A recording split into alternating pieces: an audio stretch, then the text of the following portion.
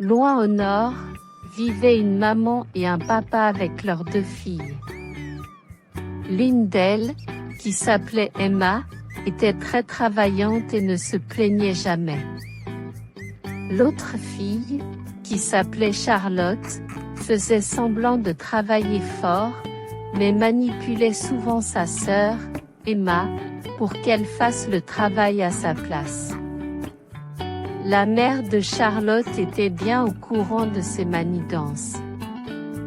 Une soirée très froide et enneigée au cœur de l'hiver, tandis que le père était à l'extérieur pour le travail, la mère demanda à Emma de sortir pour aller chercher du bois pour le feu.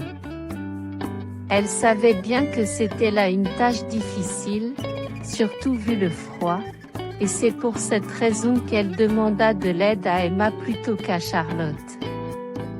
Emma n'avait pas envie de sortir et de braver cette tempête canadienne.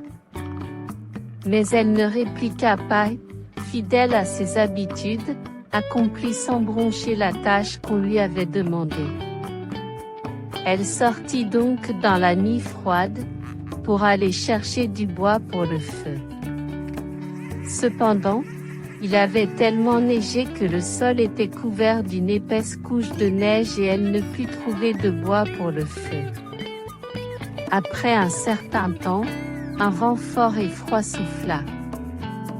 Puis, un homme avec une longue barbe blanche et une longue tunique blanche apparut et l'aborda. « Que fais-tu ici ?» lui demanda-t-il. « Je cherche du bois pour le feu, » répondit-elle. Il se mit à rire. « Tu ne trouveras jamais de bois avec toute cette neige. »« Je vais tout de même essayer, » répliqua-t-elle. L'homme s'approcha d'elle. Au même moment, le vent se leva de plus belle et le froid lui mordit les doigts et le visage. Elle grelotta. « As-tu froid ?» lui demanda-t-il.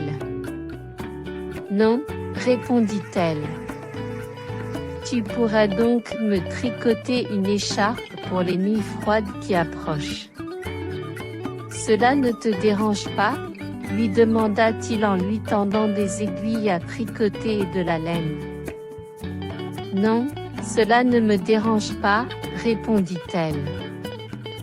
Puis, elle s'attela à la tâche, même si le froid lui mordait les doigts et rendait le travail très difficile.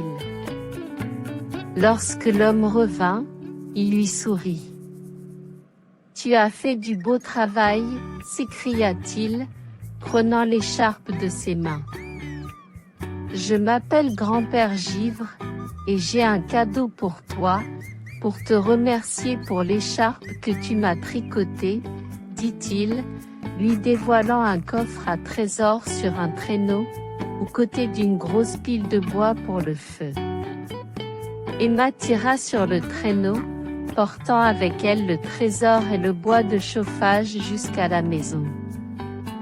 Son père était rentré du travail. Quand ils lui demandèrent où elle avait eu le bois et le trésor, elle répondit « C'est le grand-père Givre qui me l'a donné en échange pour l'écharpe que je lui ai tricotée. »